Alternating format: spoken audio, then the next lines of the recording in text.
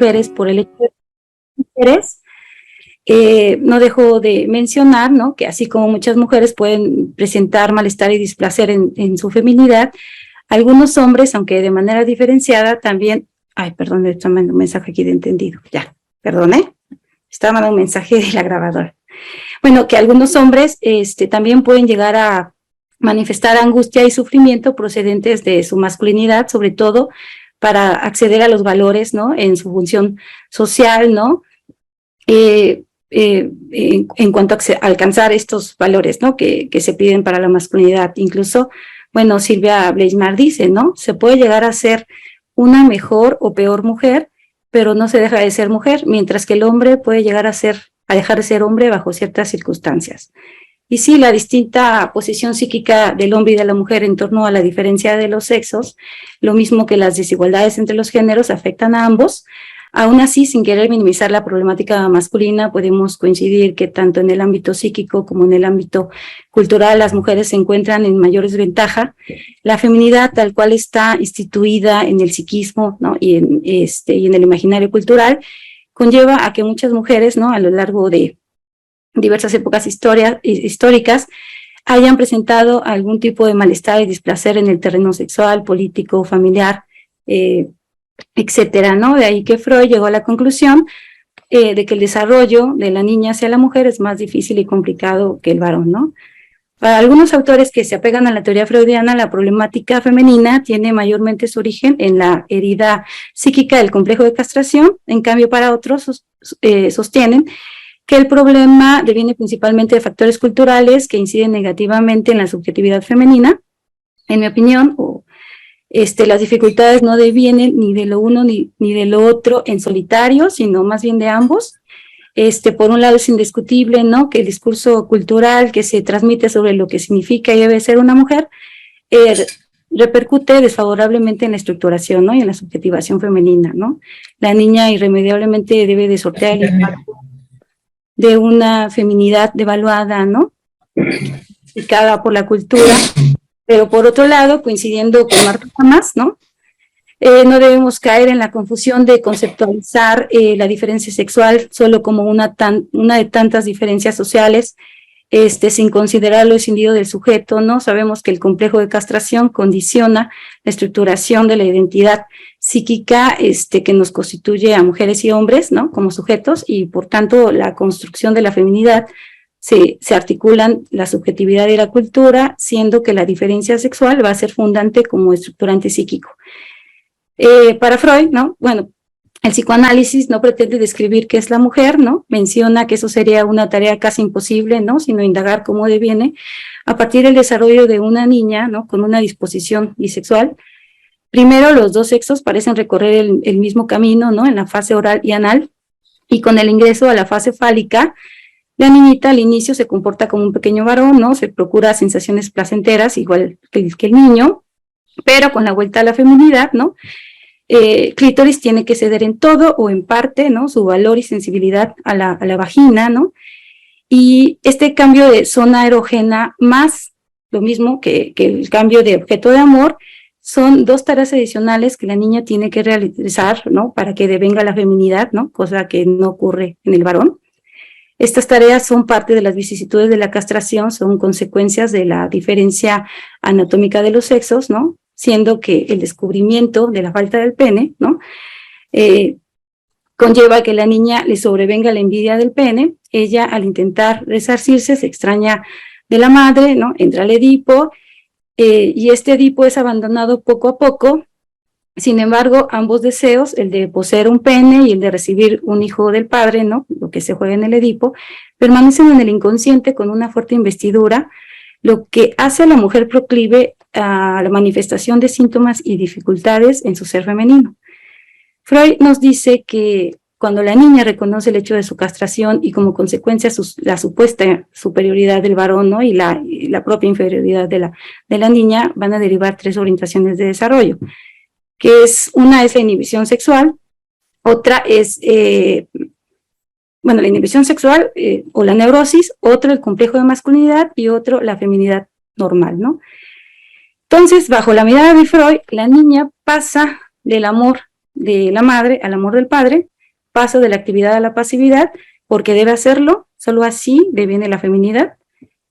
Y pues bien, el concepto de la envidia al pene tiene para muchos autores un carácter universal, ¿no? Como la ansiedad predominante que estructura la feminidad. Cambio para otros, la niña no transita obligatoriamente por la envidia del pene, o bien consideran que esta envidia es una explicación parcial de las dificultades que la niña encontrará en su desarrollo hacia la feminidad. Una muestra de ello es el debate que surgió en 1920, ¿no? Entre las analistas mujeres seguidoras de Freud y opositoras a su teoría, ¿no? Karen Horner y Melanie Klein fueron sus principales opositoras. Ellas defendían la idea de que la envidia al pene tenía características de una formación secundaria, de modo que esta envidia no sería la marca definitiva de una inferioridad anatómica, sino la aparición de un síntoma defensivo. Más en lo contemporáneo, la concepción de Dolto sobre la envidia al pene coincide en varios aspectos, ¿no? Con los planteamientos de Freud. No obstante, denuncia una inflación a la fase fálica en lo que atañe al desengaño narcisista. Para ella, es el desengaño narcisista es evidente y observable, ¿no? Pero puede ser pasajero. Si a la niña se le informa, ¿no? Sobre esta diferencia y se le permite dar rienda suelta a su curiosidad, ¿no? Se le contestan todas sus preguntas. En este caso, la niña puede acceder a su genitalidad y valorizar, ¿no? Su sexo hueco, como lo menciona Dolto. Y bueno, ella establece una distinción entre una envidia del pene centrífugo y una envidia del pene centrípedo. La primera está asociada a la herida narcisista, ¿no? Que estará vinculada a la valorización. La envidia del pene centrífugo es la que está asociada a la herida narcisista y solidaria de la angustia de la castración, y una envidia al pene centrípedo, que es la que está vinculada a la valorización de su sexo, ¿no? Puesta en relación con la procreación, ¿no? Es una envidia no tanto de deseo de tener el pene, sino el deseo de penetración, ¿no? Y esta permite la identificación positiva con la madre y otras mujeres, ¿no? En todas sus potencialidades femeninas. Para Emil Diogleismar, ¿no? La envidia al pene no tiene carácter universal, ¿no? Aunque reconoce que es posible que esta envidia se instale en la fase de desconocimiento de las funciones genitales, pero tendrá una importancia leve y transitoria y no como una etapa obligada en la infancia, ¿no? En todo caso, puede convertirse en el significante de una falta de cariño, de autoestima, no baja autoestima. O sea, es decir, podría ser como un complejo de castración infantil, pero solo en los casos en los que la niña atraviese insatisfacciones afectivas con sus figuras más importantes de apego. Alicia Briceño, por su parte, destaca que el concepto de la envidia al pene ha crecido tanto hasta llegar a ser una mitificación, ¿no? Y esto ha contribuido a esta asimetría a remarcar, ¿no? Las relaciones asimétricas entre hombres y mujeres. Para ella, el hecho de que el término de envidia del pene acabara designándose no solo al hecho de las diferencias anatómicas, sino también fue llevado al terreno de la falta, implica que la mujer sea incapaz, ¿no? Como de remontar esta falta, y no se refiere a que, no como si estuviera incompleta, ¿no? Como lo estamos todos los seres humanos, sino como alguien devaluada, ¿no? Nora Levington también cuestiona el concepto de la envidia al pene, considerándolo uno de los puntos más espinosos en la teoría de Freud, sobre todo por el criterio que es pensado, ¿no? Que un pene visible tenga que ser algo envidiable, y valorarlo, ¿no? Como algo superior al clítoris. Y aunque aprecia, ¿no? Que para algunas niñas no tener pene puede ser el representante psíquico, ¿no? Simbólico de algo que es vivido como una minusvalía, considera que no puede seguir validándose, ¿no? La generalización de esta particular vivencia. Jessica Benjamin reconoce el fenómeno de Freud de la envidia al pene, pero lo interpreta como una expresión del deseo de la niña por identificarse con el padre, ¿no? Que es percibido como representante del mundo exterior, ¿no? El que permite la separación con la madre. Para ella, el falo sirve para hacer retroceder a la madre. No es intrínsecamente para ella un símbolo de deseo, ¿no? Sino se convierte en él debido a la búsqueda de una senda de individualidad. Y para la autora, cuando la identificación de la niña con el padre es rechazada, su amor estará contaminado por la envidia y sumisión, ¿no? Entonces, para esta autora, la envidia será el signo de una identificación frustrada, ¿no? Bueno, yo también, por otra parte, Joyce McDougall, perdón por el fondo musical, ¿verdad? Que se escucha por ahí.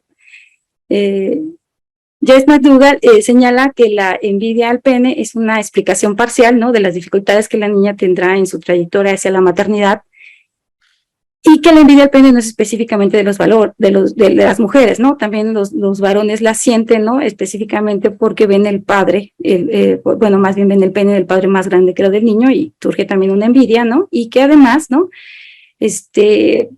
la envidia y la admiración que experimenta el varón, ¿no?, en relación a la sexualidad y al cuerpo de la madre, ¿no?, se vive de manera semejante como lo que es la envidia del pene. Y bueno, Esther Guzmán y Patricia Reyes mencionan que el deseo del pene de la mujer deviene a razón de que no hay simbolización del sexo femenino. Lo que ella no tiene no es el pene, sino el medio para poder representar la falta. Así la mujer, ¿no?, intenta simbolizar el órgano femenino, para intentar hacerlo, el pene le servirá de instrumento imaginario para aprender lo que ella no logra simbolizar. Ahora bien, además de la envidia al pene, la feminidad está situada ante una condición múltiple de ansiedades, ¿no?, dificultades y síntomas que le generan displacer, ¿no?, y malestar más allá de esta envidia. Y si bien algunas de ellas se encuentran relacionadas también con el complejo de castración, no solamente la envidia es una de sus consecuencias, ¿no?, como es el caso del temor al pene del padre.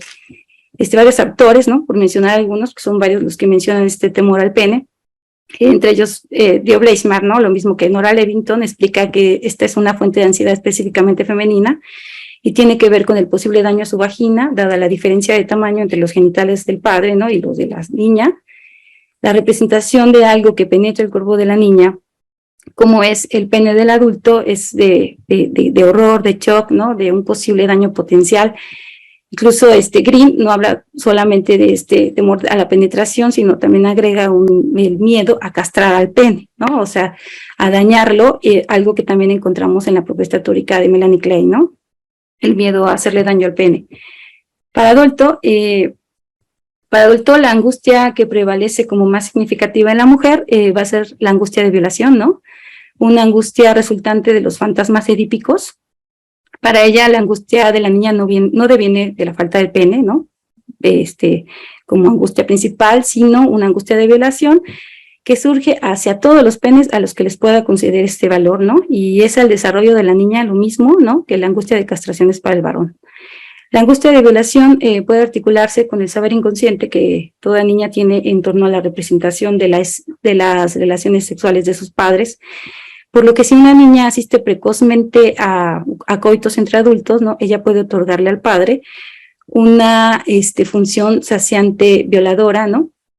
En las niñas esta angustia de superación se supera gracias a la renuncia sexual consciente, ¿no?, del sexo de su padre. Sin embargo, cuando la niña no resuelve su Edipo, la angustia de superación no se supera, ¿no? Eso va a generar complicaciones para su elección de pareja, o va a devenir un complejo de masculinidad, ¿no? Lo que, según Dolto, la falta de la relación edípica es muy frecuente, sobre todo cuando el padre fue en la infancia demasiado seductor, ¿no? O también porque en ocasiones ese niño imaginario del deseo edípico fue transferido a la realidad, ¿no? Tal es el caso de que cuando llega un hermanito y en ese momento está la niña atravesando la etapa del Edipo y los padres le confieren el cuidado de ese bebé a la hermana mayor como una madre sustituta, ¿no? La creencia mágica de la realización de su anhelo puede culpabilizarlas inconscientemente de incesto, y así cada contacto demasiado cercano que ella le resulte atractiva a los hombres o con sus propias, ¿no?, parejas, va a despertar la angustia de violación. Otra ansiedad y dificultad que genera displacer en la feminidad es la sexualización del cuerpo de la mujer, ¿no?, el cual es tratado como órgano sexual en los formatos vigentes de feminidad. Bleismar, ¿no?, sugiere que el cuerpo entero de la mujer es el sostén de la identidad femenina, ¿no?, y el narcisismo del yo género. Paradójicamente, a esta sexualización del cuerpo, ¿no?, se va a constituir junto con una renuncia a la sexualidad, ¿no? Pues desde muy pequeñas a las niñas se les dice eso no es de niñas, no se les permiten maniobras autoeróticas, ¿no? Y aquí lo paradójico es que va a haber una incisión, ¿no?, de un cuerpo sexualizado para atraer la mirada del hombre, ¿no?, y un cuerpo no siempre sexualizado para gozar de la pulsión, ¿no? Bleismar sostiene como un rasgo de la feminidad incluso, ¿no?, el ofrecerse exhibicionísticamente, ¿no?, a la contemplación y al goce de la mirada del hombre, lo que daría una ecuación de masculismo igual a voyeurismo, feminismo femenino igual a exhibicionista, ¿no? Y el resultado de la implantación de un significado provocador en el cuerpo de la mujer introduce en ellas la sensación permanente de ser observadas, ¿no? De manera que no habrá garantía de intimidad, ¿no? Será un cuerpo mirado, se vuelve prevalente ocultarlo, vestirlo, ¿no? No provocar, incluso habrá que desviar la mirada, porque al encontrar esa mirada que mira, se podría pensar que hay un consentimiento y eso sería un acto de provocación, ¿no? Una invitación, aun cuando no haya habido deseo, ¿no? Aquí es importante resaltar, ¿no? Sobre la culpa de ser mujer en relación a la vergüenza femenina alrededor de la sexualidad. Georg Bleismar subraya cómo una vivencia que debiera ser, ¿no? Intrínsecamente exaltante, ¿no? Como es la sexualidad, se convierte en vergonzante para muchas mujeres, ¿no? Y conduce a una depresión, ¿no? Incluso en una depresión narcisista. Las mujeres que son acosadas sexualmente, ¿no? O que reciben algún elogio, ¿no? De forma obscena, ¿no? Reaccionan con sentimientos dolorosos, con depresivos, o por el contrario, ¿no? Dice Bleismar, pueden recurrir a la negación, a la identificación a la negación de su género, ¿no? A la identificación con el hombre, o a desidentificarse, desigual de género, en el sentido de esta incisión que se hace entre mujeres y prostitutas, ¿no? Esta incisión que se hace de la mujer, ¿no? Esta división. Pues es muy frecuente, ¿no? Hacer un aislamiento del significado sexual, el cual se manifiesta, dice Bleismar, en hacerse la tonta cuando son objetos de acoso, ¿no? Y no desean responder, ¿no?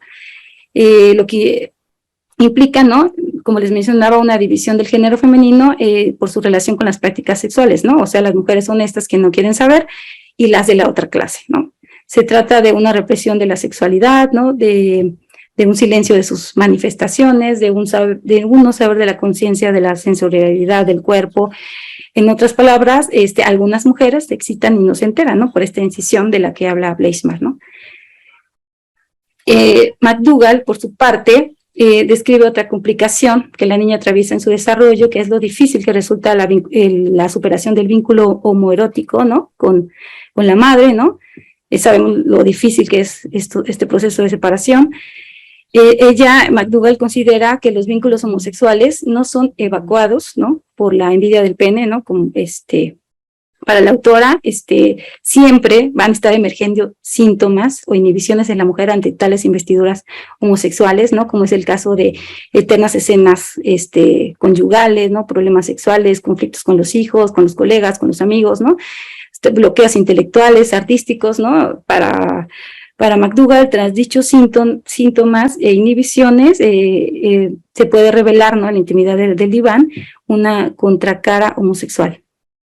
Otro malestar que se presenta con alta frecuencia en la vida de las mujeres por el hecho de ser mujeres es la violencia hacia el género femenino, ¿no? Que trae consigo una serie de consecuencias psíquicas y personales hacia la mujer.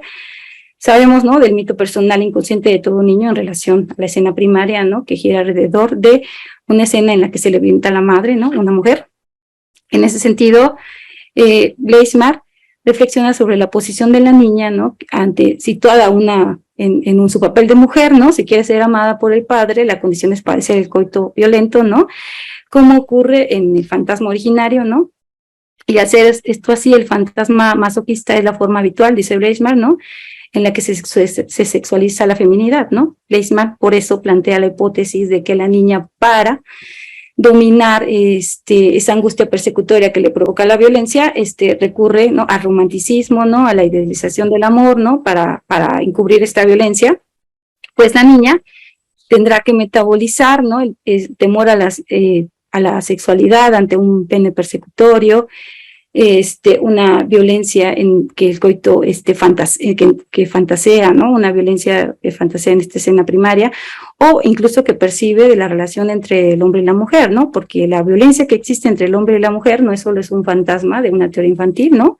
Sino es una realidad propia, ¿no? De la feminidad, el incesto, el abuso, la explotación, ¿no? El maltrato, ¿no? Tiene como escenario privilegiado un cuerpo de mujer, ¿no? Y tal victimización de la mujer pues colorea y duplica este fantasma, ¿no? De la escena originaria, ¿no?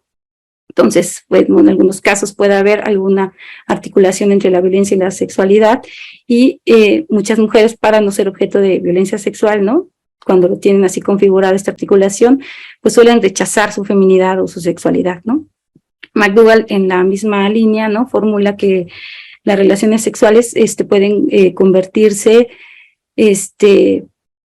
amorosas y sexuales, ¿no? Pueden convertirse en amenazas de castración, de amenazas de aniquilación, de muerte para la mujer, ¿no? Cuando la escena primitiva aparece, ¿no?, bajo la forma de fantasmas de devoración. Y esto ocurre muchas veces cuando la niña en su primera infancia, ¿no?, tiene padres, ¿no?, que se violentan, ¿no?, en su relación. Y bueno, pues, además de lo anterior, ¿no?, podemos encontrar también nuevos síntomas y conflictos de la mujer actual, que desde luego subyacen también del complejo de castración, como del hecho de salirse del ideal femenino establecido por la cultura, y es que la aceptación de estatus de objeto y pasividad que identificó Freud como sellos femeninos es lo que hoy muchas mujeres, ¿no?, y intentan cambiar.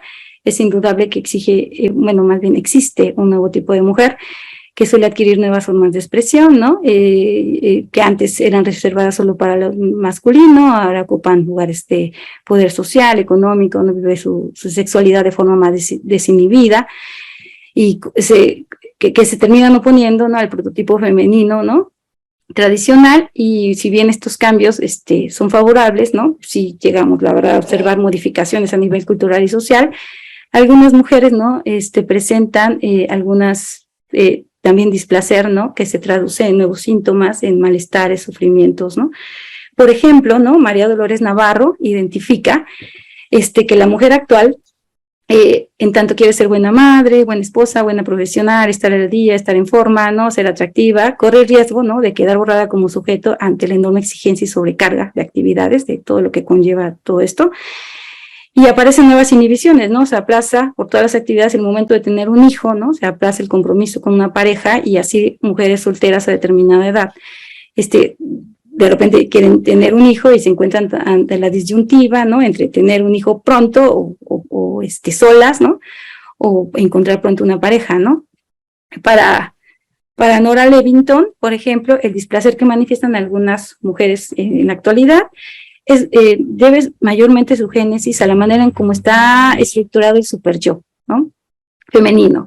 Y es que la niña internaliza un superyo asociado a las prescripciones de género, ¿no?, que va a duplicar un modelo de feminidad, ¿no?, que aparece bajo la forma de la ecuación de mujer igual a madre. Entonces queda como el núcleo de superyo, ¿no?, de la mujer, la emotividad, ¿no? Por eso la pérdida de amor será la amenaza más temida, por eso las mujeres cuidan mucho de las relaciones, ¿no?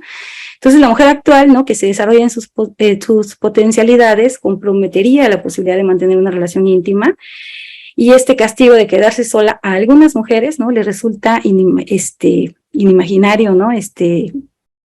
Pareciera que, bueno, más bien le resulta intolerable, y esto no es, realmente resulta convirtiéndose en una realidad, ¿no? No es una fantasía. Pareciera que adoptar el modelo masculino destina a las mujeres a la soledad, como si se tuviera que pagar con creces el derecho a ser sujeto. Además, las jóvenes actuales que expanden sus ideales con sobreexigencias, como el culto a la delgadez, al atractivo físico, ¿no?, sentirse seguras, participar en la esfera pública, ¿no?, incluso ponerse en situaciones de riesgo como alcohol, sexo sin compromiso, ¿no?, etcétera. Son nuevos ideales que se van generando en su interacción con el grupo de pares, ¿no?, que también las moldean, ¿no?, y que a veces desarrollan de manera perversa el afán de la perfección, y son nuevos ideales que el superyo también va a reglamentar, ¿no?, aun cuando entran en conflicto o en contradicción con los ya tradicionales, ¿no?, mensaje de lo que es la feminidad que transmite principalmente la madre, no se anulan, ¿no?, o sea, van a coexistir los ideales tradicionales con los nuevos. Entonces esto va a movilizar muchas angustias en el superyo, justamente por el descumplimiento de unos, ¿no?, y solo el cumplimiento de otros, ¿no? Además, con los nuevos ideales, ¿no?, las madres se sienten incapaces, obsoletas de comprender el estilo de sus hijas, ¿no?, no encuentran resonancia con lo que ellas saben, ¿no?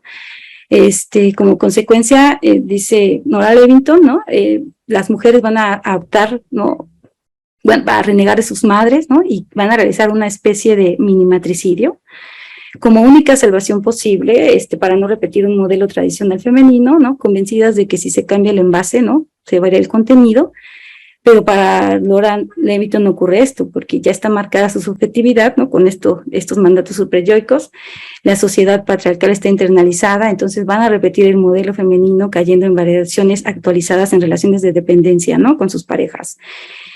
Y porque ella menciona que los cambios de roles no necesariamente cambian la subjetividad, ¿no? No producen cambios estructurales en la subjetividad, y a todo esto se le suma, ¿no? Aparte que las madres, ¿no? Se resisten a aceptar, ¿no? Nuevo modo de vida, ¿no? No aceptan, por ejemplo, que sus hijas vivan solas, o que si son homosexuales, o que si ya no desean ser madres, o quieren ser madres solteras, ¿no? Todo esto va a envolver múltiples reproches, ¿no? Que conducen a una serie de reclamos mutuos entre madre e hija, y generando en ambas un enorme displacer y sufrimiento, ¿no? Sobre todo porque las mujeres, por la propia configuración superyoica, viven los conflictos interpersonales con una sobrecarga de amargura. Por otro lado, Bleismar, dice que la liberación de la sexualidad femenina se trata de un efecto maquillaje, ¿no? En el cual las chicas de la actualidad, las chicas de la actualidad ya no abandonan la sexualidad, para ella resulta algo aparente.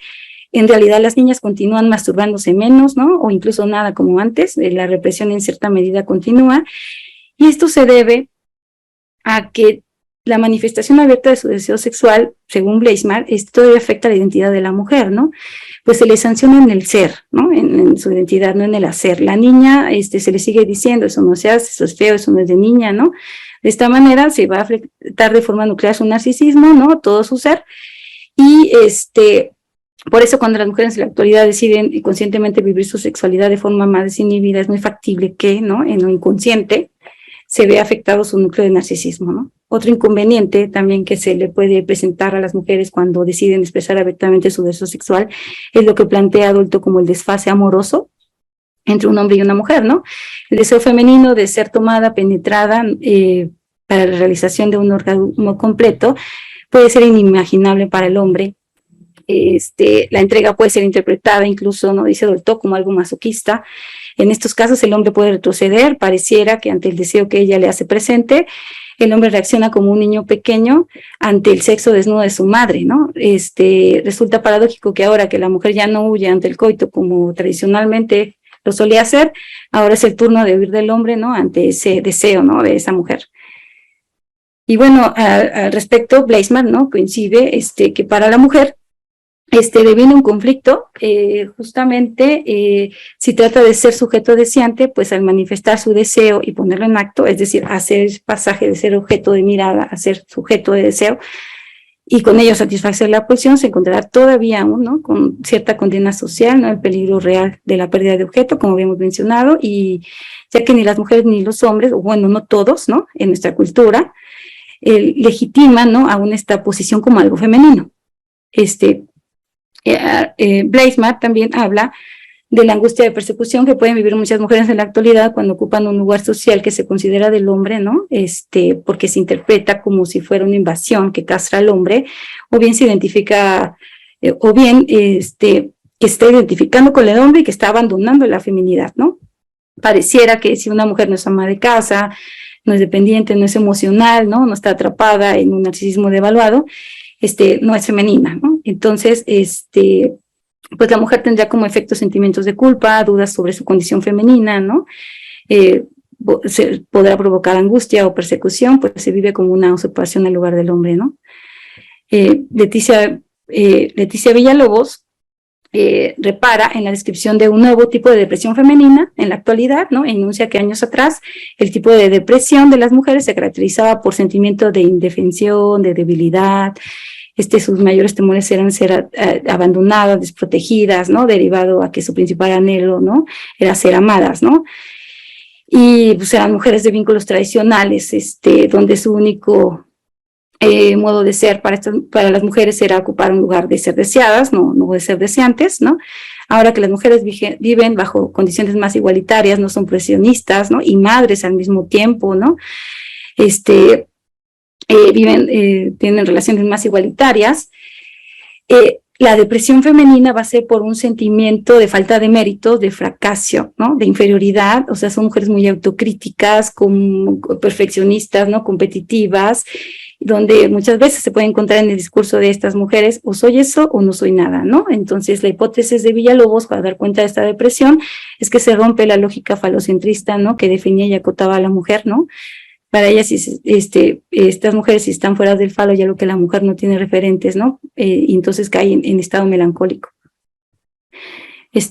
También Jessica Benjamin, en cuanto a las mujeres actuales, plantea, ¿no? Que es un dilema común de las mujeres, cómo ser semejante al padre y no obstante seguir siendo una mujer, ¿no? El deseo de la niña de identificarse del padre cuando, si se ve satisfecho, el padre lo permite, ¿no? A esta mujer luego se le presentan problemas con el sistema genérico, ¿no? Porque lo que habíamos mencionado, la identificación con la agencia del deseo del padre parecerá fraudulenta, robada. Además entra en conflicto con la imagen, ¿no? Cultural de la mujer de objeto sexual, con la identificación con la madre, y no armoniza con lo que ella sabe ante los ojos, ¿no? Ante los ojos del padre, ¿no? A su posición ante el padre. Por eso, ¿no? Para Benjamin es muy visible una incisión entre la autonomía y la sexualidad, ¿no? O bien van a ser mujeres que entren a relaciones amorosas dependientes con hombres para lograr sustitutivamente algo que no tienen dentro de ellas mismas, o bien van a tratar de proteger su autonomía resistiéndose a la pasión amorosa, motivo por el cual no es extraño que muchas mujeres hoy en día se resistan a tener relaciones sentimentales. En este sentido, Dio Bleismar manifiesta que la oposición consciente e inconsciente de la mujer para ser objeto, causa de deseo del hombre, es un intento fallido de lograr dominio, autonomía y valorización, ¿no? De la identidad, ¿no? Porque intentan, ¿no? Al sustraerse del sexo para ser reconocidas como algo más que un objeto, ¿no? Será como para Bleisman un síntoma de resistencia, de oposicionismo en favor de una reivindicación, ¿no? No quiere ser reducida a la sexualidad, a un narcisismo que no quiere quedar atrapado solo en la belleza del cuerpo, ¿no?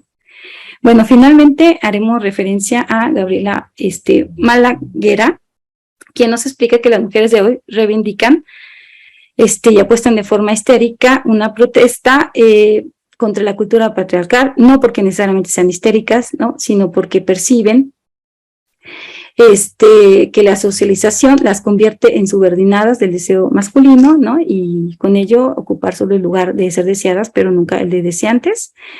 Así, algunas mujeres se subjetivizan hoy en día, ¿no? Como capaces de ser deseantes, haciendo posible que los hombres sean sujeto de deseo. No obstante, ¿no? Como habíamos mencionado, ella también lo distingue, estas mujeres corren el riesgo de acercarse a la soledad, a la pérdida de objeto, debido a que muchos hombres no están dispuestos a dejarse desear, ¿no? Huyen de la idea de convertirse en un objeto de deseo femenino, ¿no? Por la amenaza o menoscabo a su masculinidad. Y bueno, ante esto la autora recomienda, ¿no? Para posibilitar las relaciones amorosas entre mujeres diferentes y hombres apabullados, ¿no? Entibiar y velar la expresión del deseo no quiere decir que desaparezca, solo quizá ponerlo en susurros, ¿no? No se trata de descuidar una reivindicación política, ¿no? Más bien de bajar un poco la voz para que el susurro no deje correr por debajo, ¿no? Ese encuentro amoroso entre hombres y mujeres, ¿no? Se trata de jugar a ser sujetos de deseo y de y también objetos al mismo tiempo. Bueno, pues eso sería todo. Gracias, Mitzi. Ya está anotada Hermi para compartir sus reflexiones. Hermi, por favor, si puedes abrir tu micrófono. Hola, ¿me escuchan? Sí, perfecto. Sí. Ok, perdón. Esta computadora no tiene cámara, pero sí micrófono. De todas maneras, yo le había pedido apoyo a una amiga para que, si no podía, me ayudara o me auxiliara con una llamada telefónica.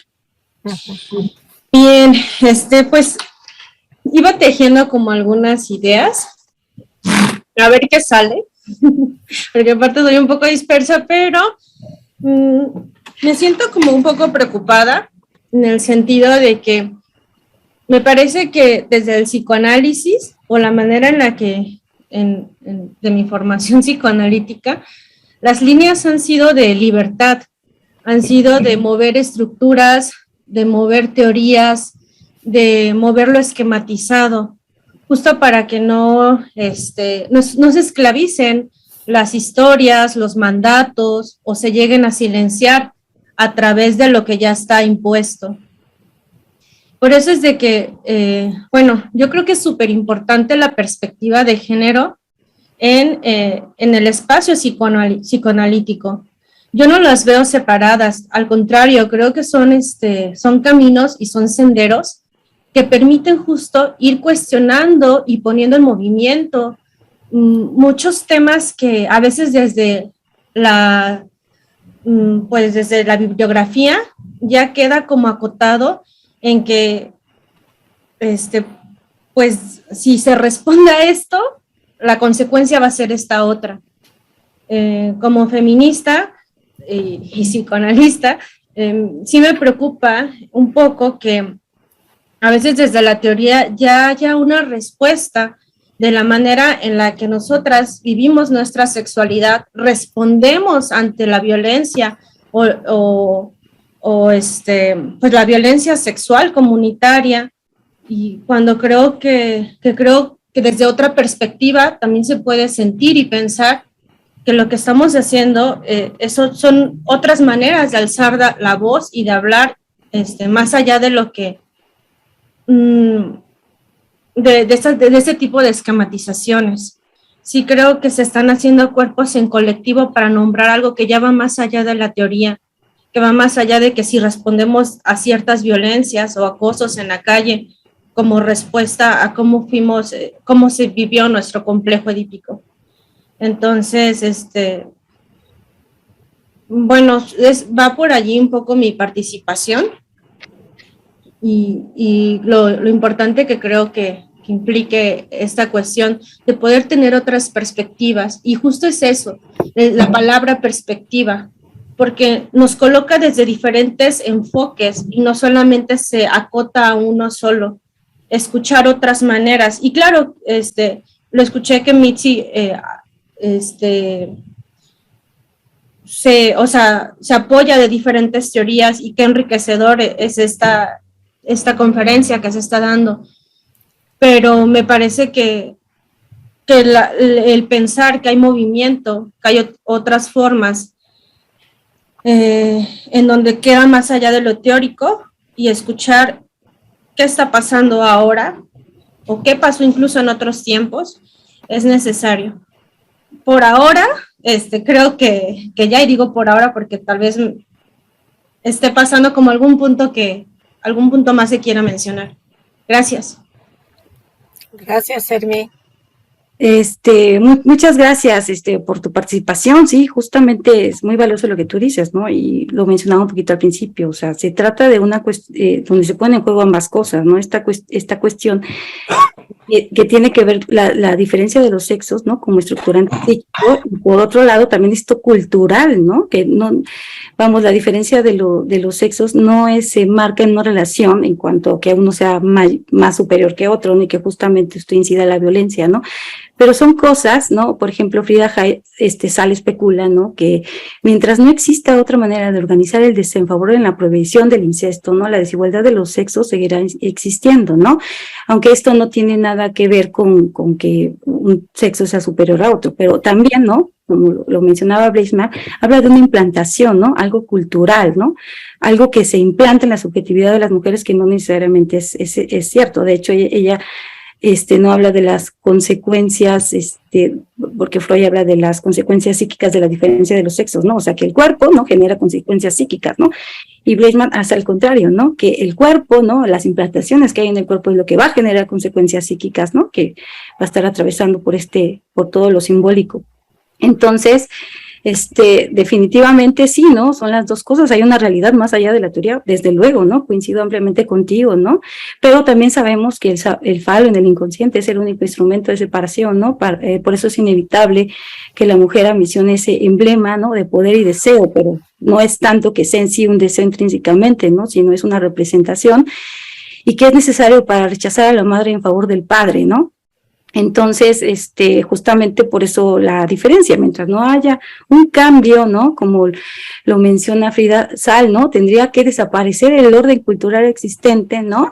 Para que las cosas cambiaran, ¿no? Por ahora, ¿no? El falo es el significante de la castración y lamentablemente esto, pues, esta apropiación, ¿no? Todavía sigue vigente, ¿no? Que esta apropiación de poder y esta ocupación del falo, esta asunción imaginaria de la completud, ¿no? Que no posee, ¿no? Tampoco, trae como consecuencia a veces, ¿no? La anulación, ¿no? O la violencia hacia las mujeres, ¿no? Freud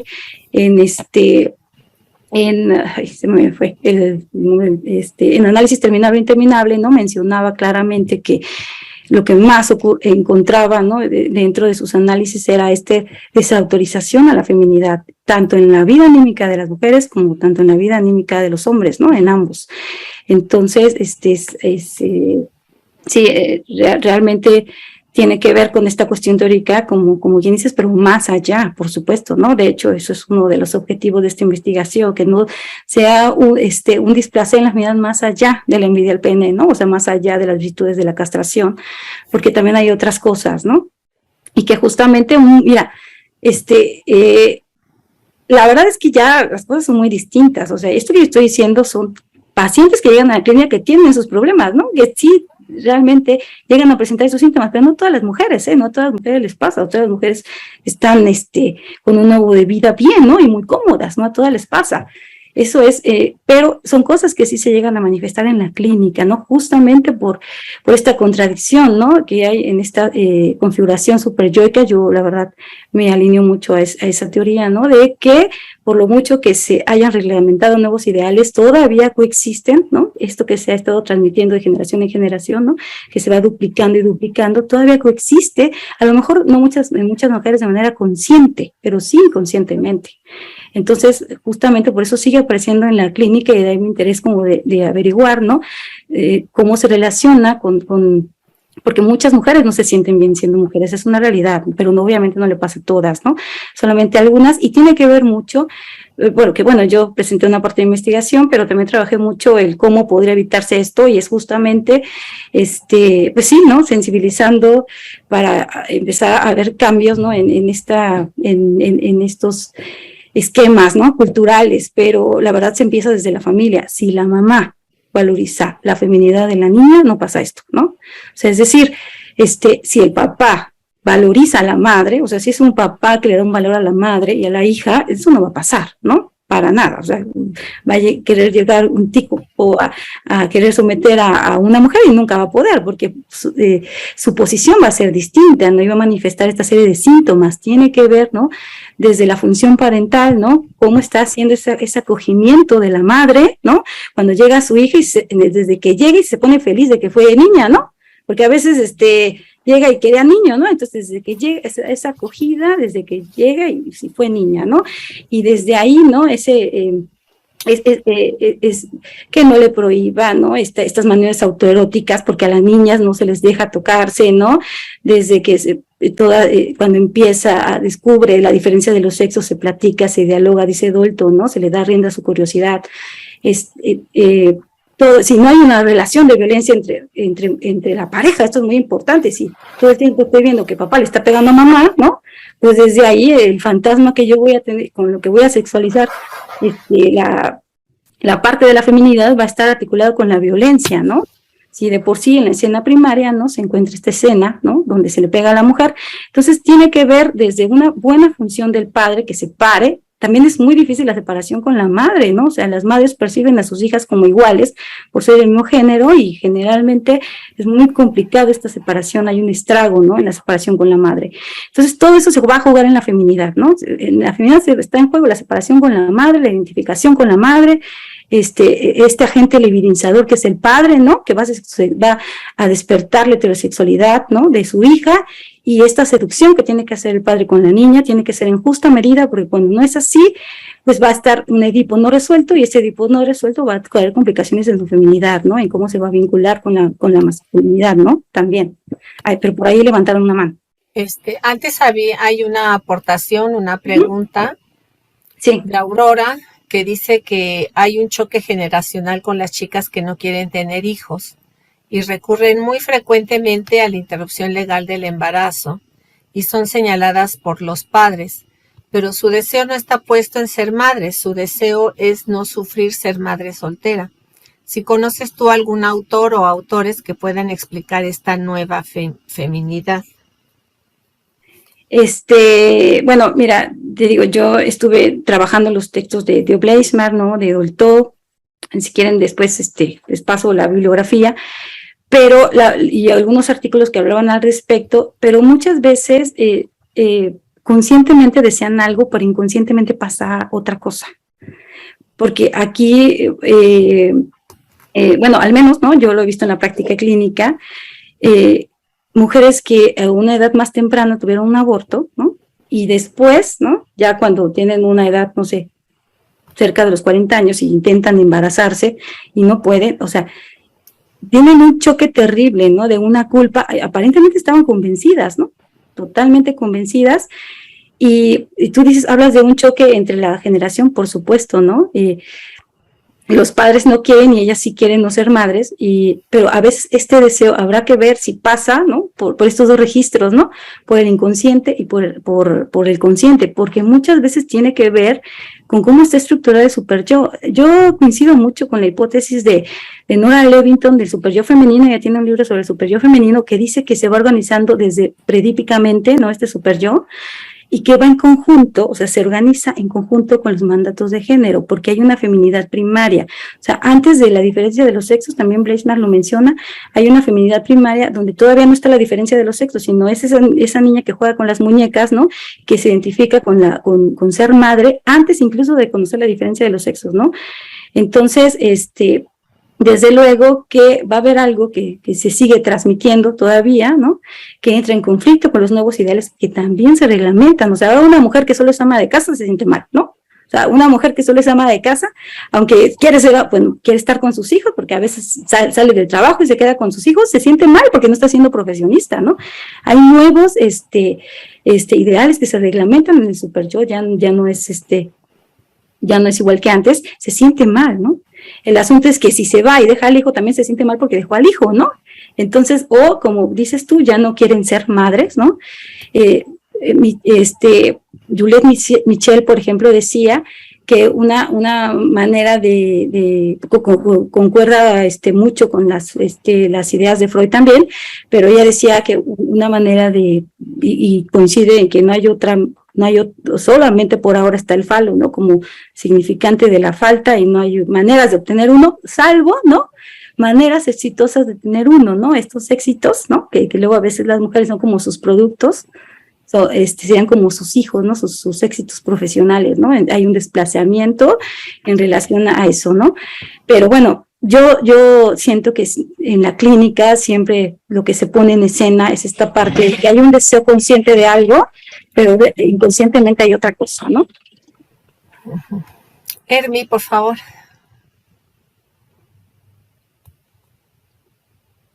Ay, perdón, pero mi corazón. Discúlpeme, sí tengo que hablar al respecto. Y de verdad es con mucho cariño y pues ustedes saben pero sí me es importante nombrar algunas cosas. Desde esta cuestión de el número de feminicidios que hay en nuestro país, que hay en el mundo, y de repente conceptualizar que el impacto de la violencia que se da hacia nuestros cuerpos dependa de cómo fue tramitada esta cuestión en nuestra infancia o nuestro complejo edípico me parece preocupante, sobre todo también porque si de por sí el tema de la maternidad como mandato en las mujeres está muy colocado, o el cuidado y la responsabilidad en ese sentido, desde esta forma en la que se está planteando la teoría, lo que propone de alguna forma es que si hay una situación en donde esté expuesta una mujer a una violencia sexual, tenga que ver con esta cuestión edípica. Entonces me parece un poco preocupante pensar también en esas cuestiones de este tipo de prácticas, tener en cuenta qué está pasando en la cultura, que es la cultura, pero pues la cultura está en movimiento. y somos seres en movimiento que podemos ir replanteando desde dónde se está compartiendo esto. ¿Qué es gestar? ¿Qué son los cuerpos gestantes? ¿Qué es lo que estamos gestando? ¿Y qué es la feminidad? Si solamente hay una forma en la que si se es femenina o femenino, ¿desde dónde vienen todos estos temas? O también esas preguntas que se tienen desde hace tiempo, ¿no? ¿Qué es lo que quiere una mujer? ¿Qué es la mujer? ¿Solamente hay una forma de ser mujer? Vienen a mí muchas preguntas, entonces no sé si sea ahora el espacio. ¿Qué opinan ustedes?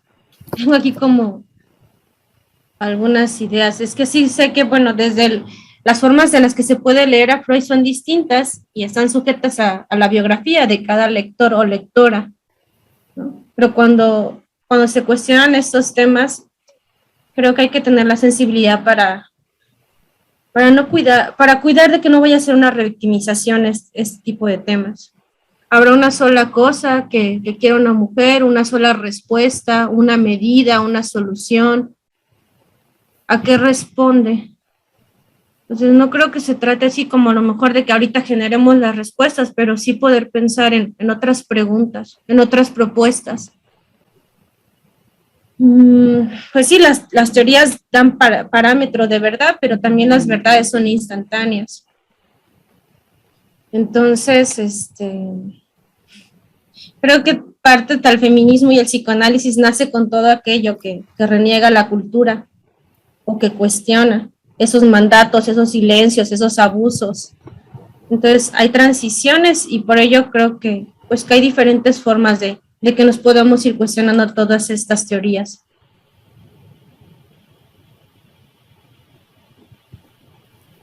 Bueno, claro, Hermi, ¿verdad? Sí, yo coincido también contigo, ¿no? Justamente lo decía hace un momento, ¿no? A todas las mujeres les ocurre una situación así, son cuestiones que se llegan a ver en la clínica y no es desde solo lo edípico, ¿no? Desde el predípico, ¿no? Desde la escena primaria, ¿no? De cómo se configura la escena primaria, es esto, ¿no? Esta escena donde la representación, ¿no? De la fantasía de todo niño, conocida, ¿no? Ampliamente en psicoanálisis, donde se tiene la representación del acto sexual, ¿no? Como un acto violento hacia la mujer, ¿no? Entonces, no solamente pasa por una cuestión edípica, ¿no? Sino previamente, ¿no? Y justamente, o sea, todo esto de los asesinatos, también estamos hablando ya de cuestiones, ¿no? A lo mejor un poco también donde se puede poner en juego la perversión, ¿no? Pero desde luego que no ocurre con todas las mujeres, y no todas las mujeres están sufriendo por no querer tener un hijo, ¿no? O por salirse del prototipo del ideal femenino, no ocurre así. Es en la particularidad justamente de eso que todavía sigue operando, eso es mi insistencia, todavía sigue operando y todavía genera, ¿no? Ciertas inhibiciones, ¿no? En la mujer, en su sexualidad, hay mujeres que todavía tienen muchas inhibiciones en su sexualidad, ¿no? Que también termina impactando, ¿no? A la hora de elegir una pareja. Yo lo mencionaba, a veces llega al punto de no quererse identificar con su género, ¿no? En ese sentido. Y no en el sentido propio de lo tradicionalmente que marca, ¿no? La teoría de género, sino en el sentido de identificarse con todas las potencialidades femeninas, ¿no? En ese sentido lo menciono. Muchas gracias, Mitzi.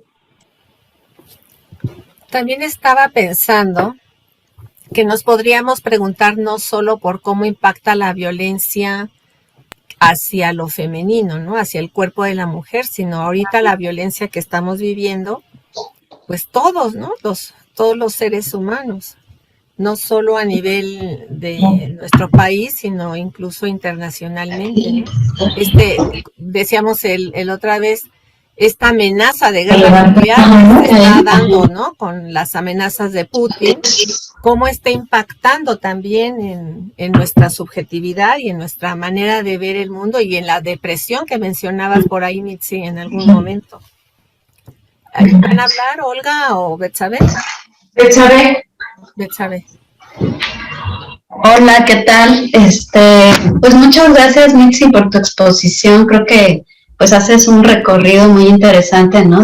De de varios autores, ¿no? Sobre este tema que pues es muy álgido, ¿no? Y yo pensaba un poco en cómo ser una mujer con una sexualidad placentera, ¿no? Esto unido un poco a esto que estás hablando de la feminidad, dado que pues en la clínica, por lo menos desde mi experiencia, yo sigo escuchando que pues una gran parte de los pacientes que nos llegan pues han sufrido algún tipo de abuso sexual, ¿no? En la infancia, como digamos que pareciera que el cuerpo de una mujer o de un sexo femenino sigue estando, ¿no? Asociado, ¿no? A ser un cuerpo posible de ser dañado, violentado, agredido, ¿no?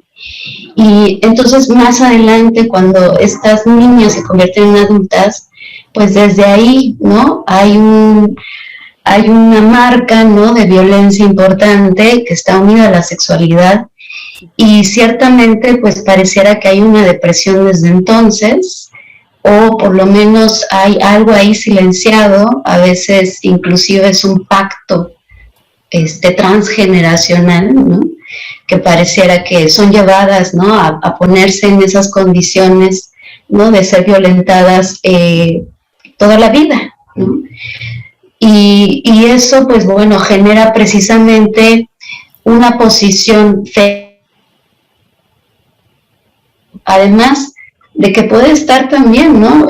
Posicionada esa mujer en muchos ámbitos que desde el punto de vista del discurso de género, pues es una mujer moderna, ¿no? Que está ocupando lugares importantes o que es exitosa. Más sin embargo, hay algo en la historia de esta mujer que sigue operando, ¿no? Como una cuestión violenta, agresiva en su cuerpo, y que después en el ejercicio de su sexualidad, con todo lo que esto implica, parece que hay una imposibilidad de tener placer a través de ella, como que siempre está puesta la escena violenta, ¿no?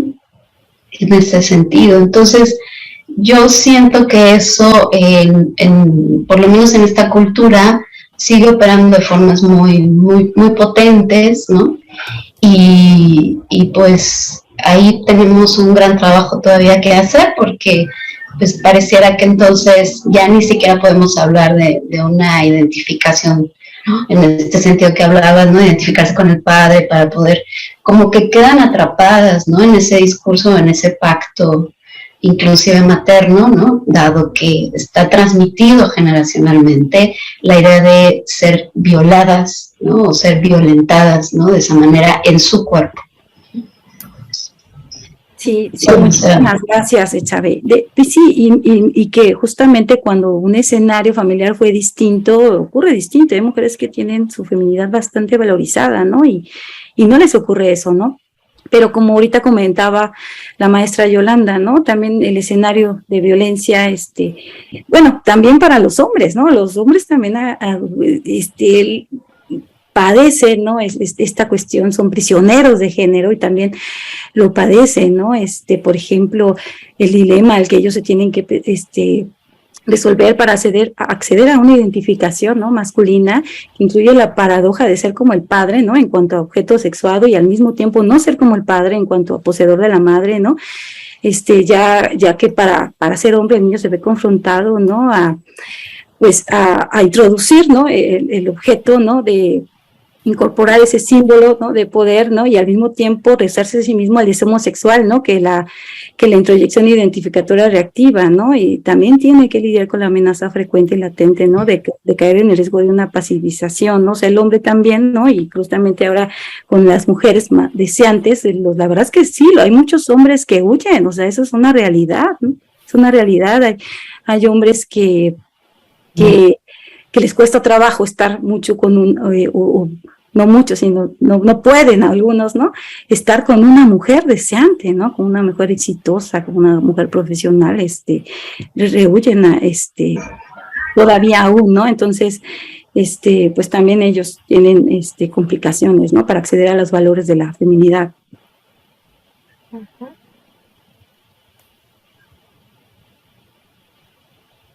¿Alguien más que quiera aportar, hacer algún comentario?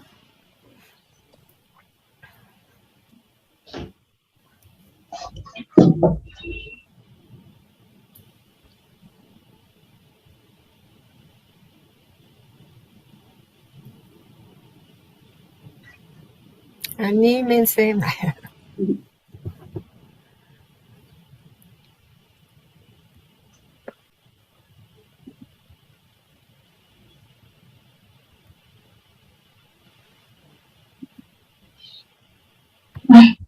Bueno, Olga. Ya Cintia, se animó. tú primero nos animamos al mismo tiempo, te cedo la palabra y después voy yo, ¿vale? Sí, gracias. A mí realmente no solo me gustaría como pedirle bibliografía, porque sí se me hace como algo muy vigente. O sea, yo trabajo actualmente con mujeres que sufren violencia y hay muchas cuestiones, ¿no? O sea, no nada más está como esta cuestión edípica que están hablando, sino también está la culpa, ¿no? Que la cultura señala, ¿no? Bueno, lo que mencionaste del embarazo con el aborto, también hay ahí también, ¿no? Bastantes cuestionamientos. Y cuestionamientos en relación al cuidado, ¿no? Porque siempre estamos al servicio del otro desde niñas, ¿no? O sea, se nos enseña a jugar con muñecos, y siempre se nos educa de esa forma. Entonces, cuando una mujer pues quiere desarrollar ciertas cosas, pues siempre va a encontrar estos conflictos, ¿no? Porque si no, entonces se vuelve mala madre, ¿no? Entonces está ahí como todo este choque cultural, bueno, este choque de la culpa, que la cultura, pues sumerge en las mujeres, ¿no? Y pues nada más, eso es como mi comentario, que ojalá nos puedas compartir la bibliografía, y me pareció muy interesante tu charla. Gracias. Muchas gracias, Cintia. Sí, justamente, ¿no? Insisto, es esta parte de más allá de las vicisitudes de la castración, ¿no? O sea, no solamente pasa por el Edipo, ¿no? Es esto cultural, ¿no?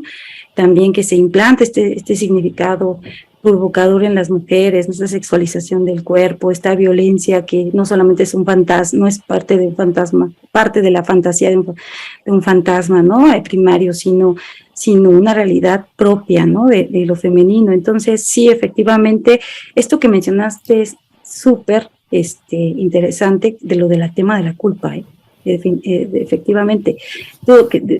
Yo mencionaba también de la usurpación, de esta angustia, es por el super yo, ¿no? Porque el super yo está configurado, ¿no? Justamente reglamenta todos estos ideales, los nuevos y los anteriores, y entonces va a generar culpa, ¿no? Ya sea que te vayas por un lado o por el otro, ¿no? Entonces, va más allá, o sea, por eso decía, no solamente son las virtudes de la castración, cómo se estructura, ¿no? Esta subjetivación femenina desde que llega la niña, desde que nace, ¿no? Desde esa acogida que recibe, ¿no? Desde esos enunciados que se encuentran en torno a lo que significa ser mujer, ¿no? Desde cómo se le trata a diferencia con los hermanos, ¿no? Cómo es mirado por el padre, cómo es mirada por la madre, o sea, todo eso, ¿no? Va a estar contribuyendo justamente a que sigan atrapadas en estas situaciones, ¿no? La cuestión de la diferencia de los sexos, que termina siendo fundante como estructurante físico, no tendría que ser más allá de lo estrictamente necesario, ¿no? Para que hubiera sujeto, ¿no? Que pueda sostener un deseo, ¿no? O sea, no tendría que haber toda esta asimetría tan marcada, ¿no? Que existe entre los géneros. Y pues sí, esto que comentabas de la bibliografía, ¿no? Algunos, por decir algunos, ¿no? El libro de Fleischmann es La sexualidad femenina de la niña a la mujer, no sé si la pueda hacer llegar y después cómo se pueda compartir, de Benjamin son Lazos de amor, ¿no? Psicoanálisis, feminismo, ¿no? Y el problema de la dominación. Fleischmann, paradojas de la sexualidad masculina, Briceño, la mitificación de la envidia al pene, de Dolto, sexualidad femenina, ¿no? La libido genital y su destino femenino, Si bueno, quieren, Mitzi, no la compartes y la ponemos en la página del taller para que la tengan a la mano. claro que sí, por supuesto, sí, así es. Olga. Voy. Pues mira, va un poco en el sentido que han estado tocando, pero a mí desde hace muchísimos años me preocupa este discurso en el que las mujeres nos podíamos subir, ¿no? De nuevos ideales, de un cambio, de una nueva posición, pero que solamente era discurso, ¿sí? Y sigo pensando que es discurso, que el problema realmente es ese movimiento subjetivo que no se ha podido dar, porque los discursos son preciosos y además se pueden decir con mucha fuerza, con mucha contundencia y te los acabas casi creyendo. Pero a la hora de vivir una condición determinada, sale esto, la culpa, ¿no? Todo lo que dicen, este conflicto, esta depresión, y entonces te das cuenta que es puro discurso, que no hay un movimiento subjetivo, y por eso cuando estabas en tu exposición en algún momento dijiste que todo eso que estabas mencionando no bastaba, ¿sí?, para hacer cambios en la subjetividad. Y esa es, creo, para mí, el punto central. ¿Cómo propiciar cambios subjetivos que puedan sostener una posición, no desde el discurso? Porque desde mi experiencia clínica, eso provoca mucho más depresión, más tristeza, más conflicto, más todo lo que quieras, porque hay como esta separación enorme entre el discurso que puedes decir y lo que realmente estás viviendo, ¿no? Entonces, a mí eso me hace mucho ruido porque sé que el sufrimiento es enorme y cada vez que el discurso social se pone mucho más fuerte, más enfático y más como que jala a las mujeres hacia ahí, sin que haya un movimiento subjetivo de las mujeres, me parece que el sufrimiento se incrementa. Sí, justamente eso es lo que uno observa en la clínica, ¿no? Como te hay un decir de algo que ya tienen que ser las mujeres y todavía no hay del todo, ¿no? Digo del todo porque veo, hay mujeres que realmente, ¿no? Y tiene que ver de cómo fue desde su acogida, ¿no? Desde que vienen, con qué enunciados se encontraron, pero la verdad es que sí, en la clínica parte de muchos de los sufrimientos, por eso me interesa esta investigación. Y de hecho surge a partir de un estudio de caso, ¿no? Precisamente de una mujer que no se sentía bien siendo mujer, ¿no? Y que manifestaba una serie de síntomas justamente porque ella se sabía mujer, pero decía yo quiero ser hombre, ¿no? Y no había una cuestión de homosexualidad ni nada, es yo quiero ser hombre, ¿no? O sea, para ella, ¿no? Justamente por todos estos enunciados que giran en torno a la feminidad, donde se incluyen, ¿no?, estas cuestiones culturales, ¿no? Pero todas estas cuestiones que tienen que ver con la propia estructuración de cómo, ¿no? Pues sí, valga la redundancia, se estructura la feminidad, ¿no? Cómo le viene la feminidad, ¿no? O sea, entonces, es algo, un sufrimiento, como bien dices, ¿no?, que observamos en la clínica.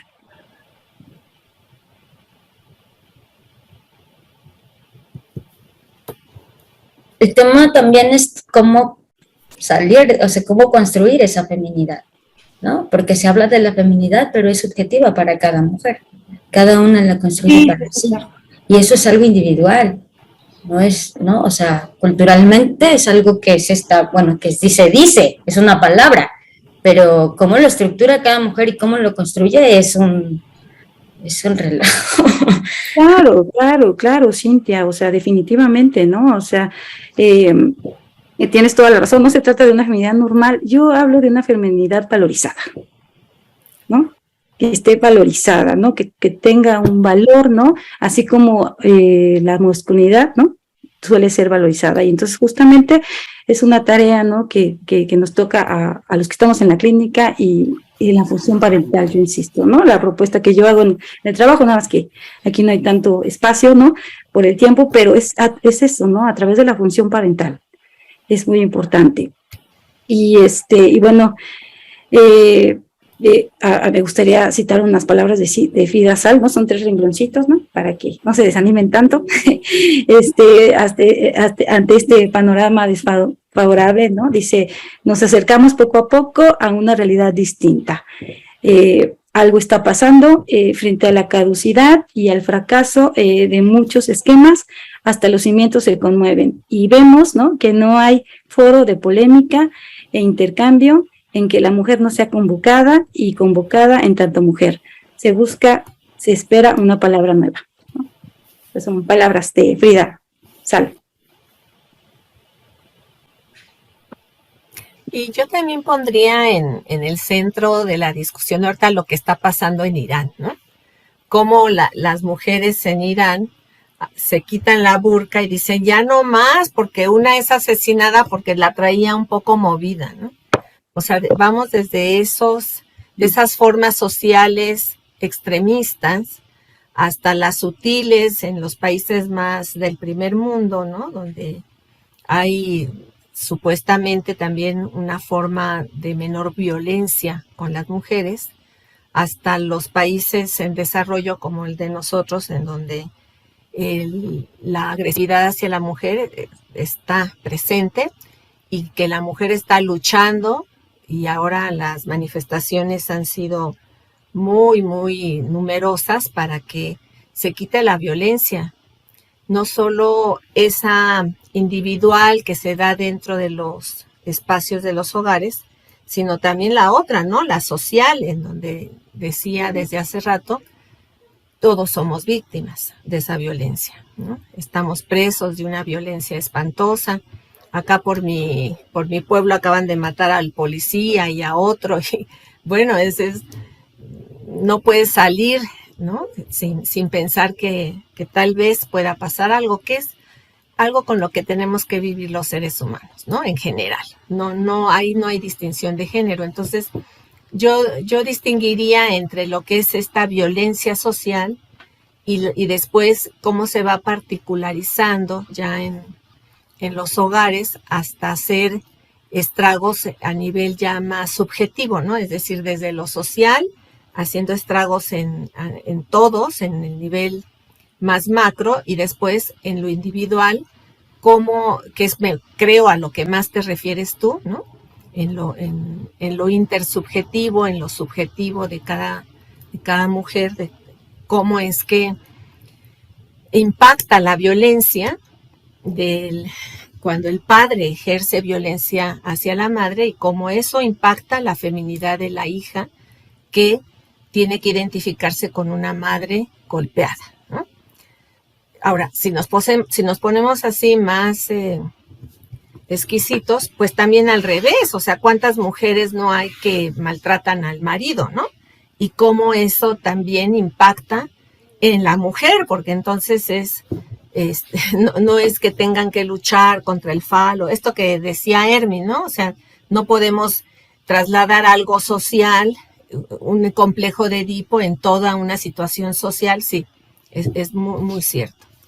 Pero cómo impactará a nivel psíquico la violencia también de una mujer que maltrate al marido, porque de eso también se da. Entonces, en lo subjetivo, me parece que hay muchas condiciones y que el psicoanálisis se atiene pues al caso por caso, ¿no? A cómo fue eso que fue transmitido subjetivamente y que pasa de una generación a otra y que cada quien lo va metabolizando como le va en la feria, como va pudiendo, ¿no? Como con los recursos que va teniendo de acuerdo a su entorno.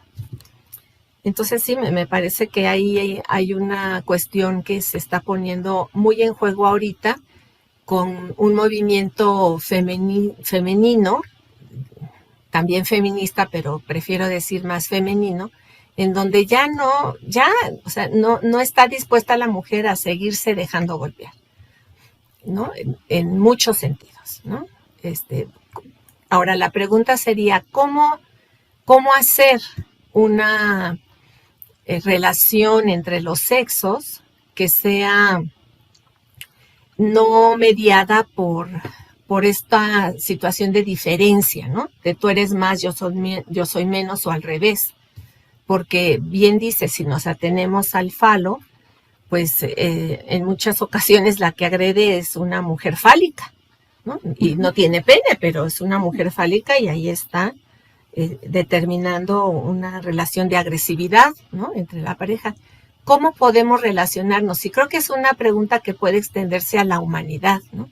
¿Cómo podemos relacionarnos como sujetos sin que medie la agresividad, sin que medie la violencia, sin que esté de por medio el tener que someter al otro y hacer que el otro haga lo que nosotros queremos? Es decir, que aceptáramos la diferencia y pudiéramos convivir, ¿no? Como humanidad, aceptando que somos diferentes y que no tenemos por qué pensar igual y que no tenemos por qué imponernos al otro de ninguna manera. Creo que eso es la tarea de la humanidad más difícil y que hasta el momento no la hemos logrado, pero que todos estos movimientos de ahora de las mujeres en Irán, de los hombres que están huyendo de Rusia porque dicen esa no es nuestra guerra, o acá, ¿no? Con las mujeres feministas también y en toda Latinoamérica luchando por relaciones más igualitarias, creo que son un intento, pero que a veces también están matizados por estas desigualdades, ¿no? Como ahora nos oprimieron, ahora nosotros vamos a oprimir, ¿no? O sea, ¿cómo hacer para que podamos hacer movimientos en donde seamos iguales, ¿no? Tan iguales en la relación, ¿no? No porque seamos iguales en ningún otro sentido, ¿no? Relaciones igualitarias. Eso era lo que quería comentar. ¿Alguien más quiere participar? Carlos. Ajá. Gracias, sí.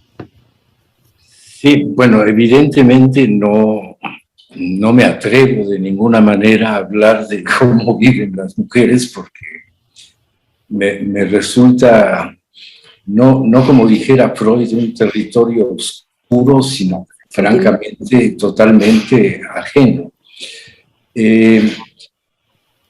Quiero compartir alguna reflexión a Michi de mi parte, porque desde el psicoanálisis, no desde la mujer, porque, insisto, no me atrevo. Y no es por miedo a que me agredan, sino porque verdaderamente es un... No, es que es un territorio que no he vivido, ¿no? Entonces no puedo hacerlo desde ahí. Pero desde el psicoanálisis, por ejemplo, citabas a Karen Horney. Karen Horney, además de lo que dijiste, decía, la mujer no envidia al pene, sino las prestaciones que el pene autoriza, dando cuenta de que, bueno, de una cultura que hoy se llamaría machista, ¿no? Porque si solo los que tienen un colguijo parece que tendrían mayores posibilidades. Eso por una parte.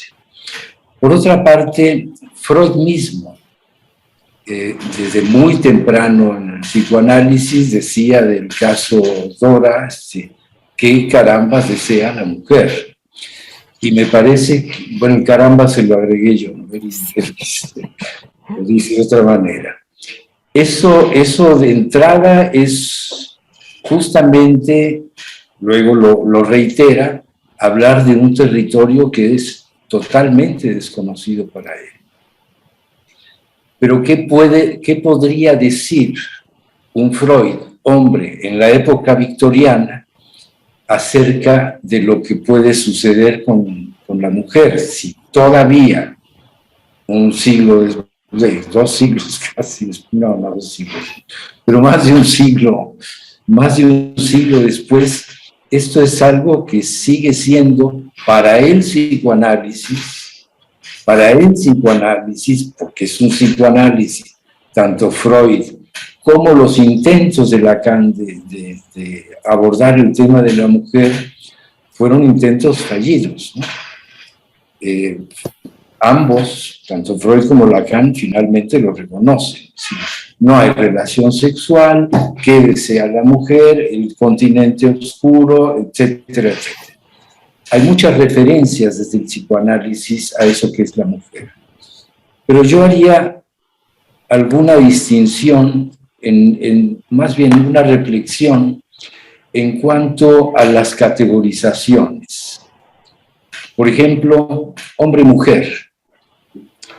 Por supuesto que son anatómicamente, tienen anatómicamente algunas diferencias. Alguna vez en este mismo espacio decía yo, bueno, si queremos encontrar las diferencias, más vale que la encontremos, porque si no, compartimos el 90 y tantos % de genes con las moscas.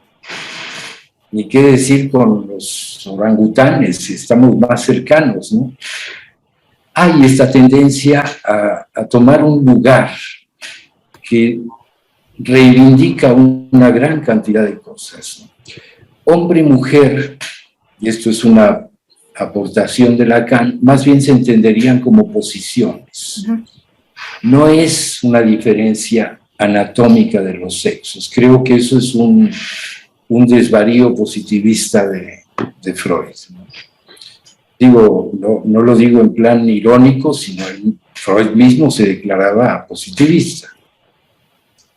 Y en este sentido, seguir hablando de hombre y mujer puede tener valor para algunas circunstancias, pero puede no tenerlo para otra. Por ejemplo, en lo que tú estabas regalándonos de lo que decías, Mitzi, me parece que a veces te referías a la mujer, a veces a lo femenino, ¿sí? En fin, para mí, no hablo ahorita si somos pocos los hombres que estamos aquí, para mí eso significa, yo por ejemplo, yo tendría envidia de la feminidad.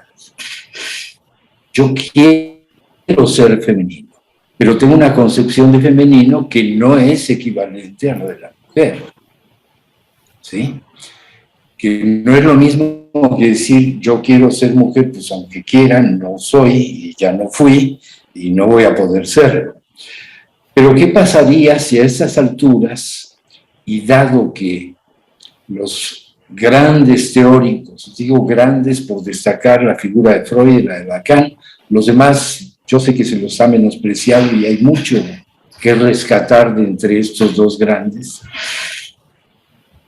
pero me parece que engendrados esas teorizaciones por mentalidades o por pensamientos de masculinos, que tampoco es lo mismo que hombres, así masculino y femenino creo que ya se refieren a otra dimensión, en mi particular opinión. Pero eso quiere decir que a estas alturas, como Hermi proponía hace un rato, la perspectiva de género pone de cabeza al psicoanálisis. ¿Hasta qué punto todavía se sostienen, y lo escucho en tu discurso, hasta qué punto se sostienen esas categorías? Por supuesto que las podemos encontrar como podemos encontrar similitudes y diferencias genéticas con las moscas y los gusanos. Podemos encontrar categorías que puedan de algún modo dar cuenta, yo diría a estas alturas un poco forzada, dar cuenta de todas las vicisitudes por las cuales las has estado mencionando, con las cuales nos enfrentamos cotidianamente en la clínica y en la vida diaria. Ustedes lo saben mucho mejor que yo. Pero bueno, se puede hacer. El tema está en que hacerlo a lo mejor contribuye, y es una mera reflexión, a seguir manteniendo las categorías en una generalidad que me parece excesiva. Ya no estamos, es decir, se trata de ir no afinando las mismas categorías, no buscando la congruencia entre ellas, diría yo, sino que enfrentados a eso, a una teorización que proviene de mentes masculinas en la perspectiva de género, estamos obligados a cuestionar ese psicoanálisis. Digo, obligados a cuestionar, no quiero decir que necesariamente cambie todo, no sé qué tenga que cambiar, pero apoyarnos en una o en otra cosa para tratar un tema que estas dos grandes figuras del psicoanálisis no pudieron abordar. Digo, por más que, bueno, sí lo abordaron, pero la verdad es que no concluyeron, no podían concluir, era imposible, ¿no? Esto a mí me obliga a repensar el psicoanálisis todo en sus categorías. Que puedo disponer ya de un arsenal teórico para ubicar todo lo que está pasando, sí, pero me parece que eso puede perpetuar todavía más digamos, la primacía de un pensamiento, por llamarle de alguna manera, masculino, sobre lo que las mujeres tienen que decir. Por supuesto, hay referencias a Sylvia Bleichmann, a quien yo conocí personalmente, fue maestra mía y fue muy amiga mía. Pero habría que hablar de todas maneras de los momentos de la teorización. Silvia misma, que era una estupenda contestataria de las teorizaciones fijadas, ya estereotipadas, ¿no? Silvia misma tiene diferentes etapas en las que obviamente se refiere de forma a veces directa, a veces indirecta, a la sexualidad. La sexualidad en el sentido, en mi lectura de Freud, como decía Hermí, Freud tiene muchas lecturas, la sexualidad es eros, nada más. Hay diferencias sexuales, no, hay diferencias anatómicas sexuales. Eso me parece querría decir que en un intento de esta reflexión que estoy haciendo, de ubicarlo en la perspectiva, Hermí hace un momento puso énfasis en eso, por eso se llama, decía, perspectiva, en la perspectiva de género. A ver, olvidémonos de que los hombres son machos, las mujeres son hembras. Sí, Freud venía arrastrando, y por su parte también Lacan de alguna manera, un pensamiento muy biologista. Freud y Lacan se lograron zafar de ahí, pero no deja de ser un pensamiento muy de la época. Tú reivindicas, y estoy de acuerdo contigo, y dices, bueno, las cosas siguen pasando y las seguimos escuchando en la clínica, sin ninguna duda. Como cuando hace un rato ya que fui a la tienda, me dicen, caballero, ¿qué le podemos? Y me daban ganas de decir, a ver, ¿dónde tengo yo el caballo? Como para que me digan así. Eso sigue, y siguen muchísimas cosas, ¿no? Respecto, hasta desde la Edad Media, como los caballeros. Yo, ¿por qué soy caballero a estas alturas del siglo XXI? Pero bueno, siguen ya con otro sentido. Ahí sí se ha logrado cambiar el sentido. Hay cosas que no cambian. Es un signo de respeto el que me digan caballero. Un signo de respeto que es eco del lugar que tenían los caballeros en aquella cultura. Pero nada más que eco, ¿sí? Porque a mí ni me conocen, ni porto armadura, ni voy montado en un caballo, ni llevo la cruz templaria como para que me digan caballero. Nada de eso. Entonces, me parece que lo que preocupa, y tratando de un poco hilar las intervenciones que ha habido, lo que preocupa es justamente cómo pensar, no para llevar el pensamiento a la clínica, sino más bien, diría yo, cómo pensar la clínica de un modo distinto. Cómo hacer lo que originalmente hizo Freud. Y Freud no aplicó la teoría psicoanalítica desde el principio, al contrario. Formuló la mal llamada, a mi juicio, teoría psicoanalítica desde lo que escuchaba en la clínica. me parecería, y tomen todo esto a nivel de reflexión, que es necesario volver a la clínica, no volver a Freud ni volver a Lacan, como ha habido tantos. No, volvamos a la clínica, al origen en crudo de lo que es toda teorización, y a ver qué escuchamos, pero no vayamos ya con una oreja afinada con las categorías que dos mentalidades caballerescas, por guardarles respeto a sus memorias, pudieron idear acerca de la mujer. Lo que yo creo justamente, y esto es una mera creencia, por lo menos así lo he escuchado, es que la mujer quiere ser escuchada. Pero eso no es una prerrogativa de la mujer. Todos queremos ser escuchadas. Lo que pasa es que la mujer además ha estado enmudecida. Y con eso de que no la puede ver ni Freud, ni puede concluir nada de ella Lacan, pues sigue siendo un continente oscuro que solamente la mujer puede reivindicar. Pero diría yo, me parece que no corresponde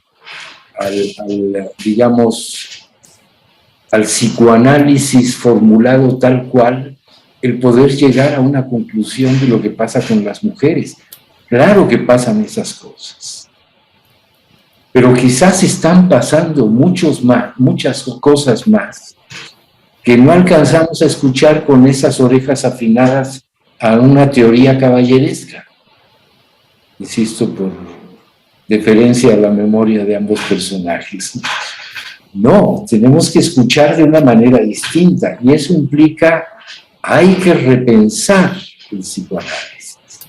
¿Qué pasaría si partiéramos ahora es casi una caricatura, ¿no?, de la envidia que tiene el hombre del engendramiento de la mujer?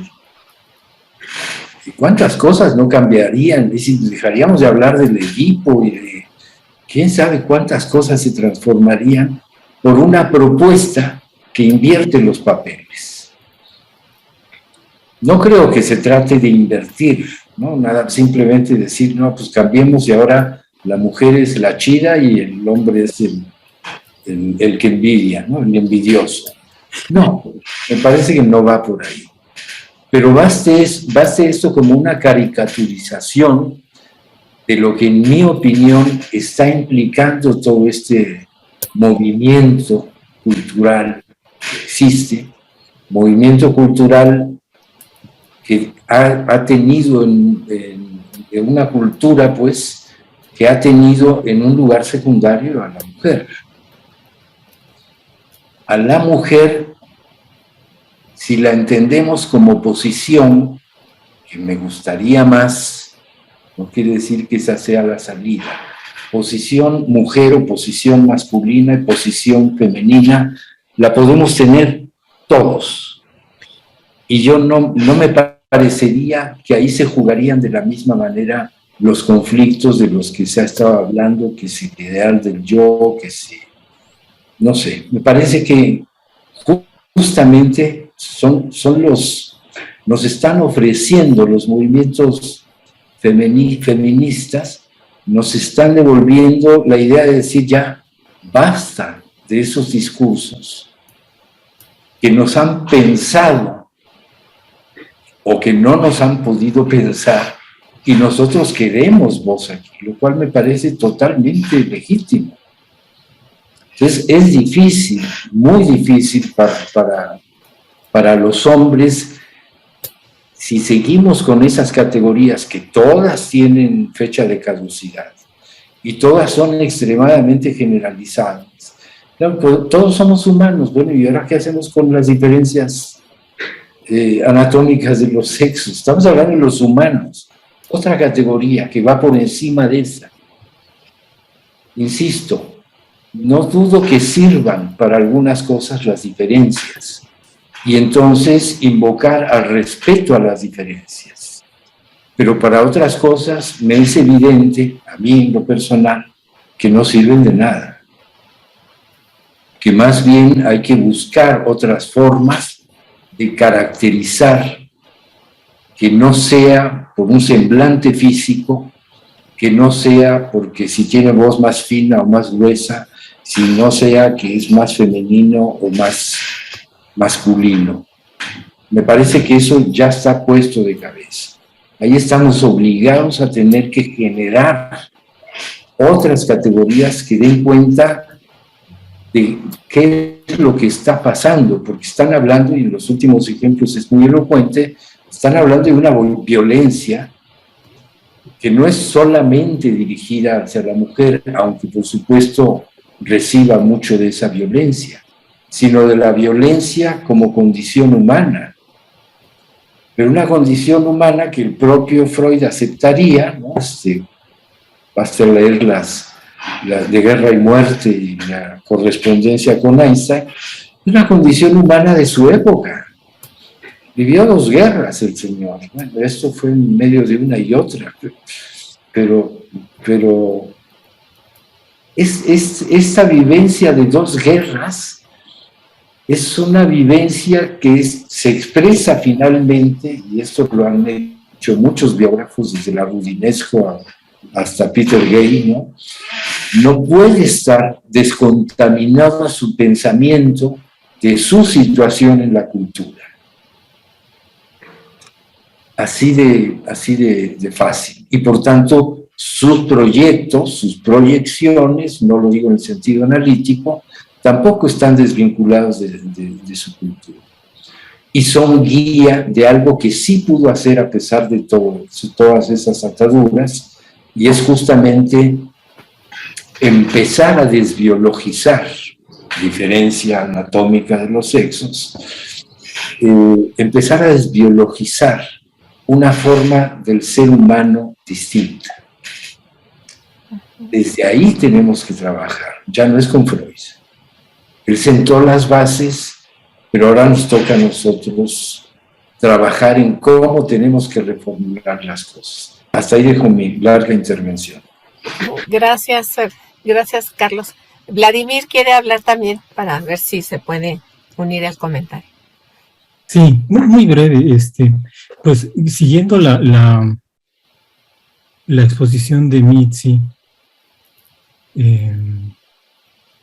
con todas las descripciones que iba haciendo de los conceptos y las formas de pensar lo femenino en diversas analistas, lo que me surgía era parte de esto que dice Carlos, de las categorizaciones que son inapropiadas, ¿no? Es decir, lo inabarcable finalmente de lo femenino, específicamente, pero también en términos muy generales, lo inabarcable de la subjetividad humana, ¿no? En el sentido de lo no categorizable. Y la otra cuestión, ahorita que decía también Carlos, de esta dificultad que desde Freud y Lacan, como lo señalaba él, hay para pensar lo femenino. Hay que recordar que el mismo Freud decía que los misterios fenicios son también misterios para los fenicios, ¿no? Y en ese sentido, el retorno que me parece pertinente a la clínica que propone Carlos, en ese retorno, creo que si podemos escuchar a las mujeres hablar, y me refiero a nosotros como varones en la clínica, si las podemos escuchar, creo que también algo podríamos decir, independientemente de que eso parezca o nos parezca ajeno, no sea ajeno de alguna manera, ¿no? Creo entonces que eso es parte de lo que autorizó a Freud también y a otros analistas varones. Pienso ahora, por ejemplo, en el texto de Serge André, de qué desea una mujer o qué quiere una mujer, ¿no? Creo que hay posibilidades que no se remiten solamente a la cuestión de la experiencia de ser mujer, sino de poder escuchar eso. No sé, son cosas que de pronto, oyendo lo que conversaba Carlos, me surgieron. Y bueno, ya finalmente de salida, creo que hay sí como una yo no sé qué tanto lo compartan, pero de pronto hay como una necesidad de mesurarse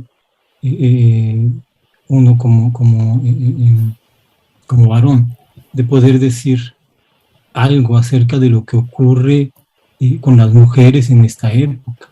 Y Carlos lo decía en términos de negación, no porque sienta miedo de ser agredido, creo que de alguna manera sí hay un temor de ser agredido, con esto de manifestar posiciones que pueden ser de pronto contrarias a las teorizaciones feministas, y que me parece que también lo decía Olga, terminan generando un ideal de lo femenino que genera también angustia en las mujeres. En fin, bueno, son esas cosas que quería decir. Gracias, Mitzi. Mitzi, adelante. Sí, pues muchísimas gracias, ¿no? Por las aportaciones de Vladimir y del maestro Carlos también, ¿no?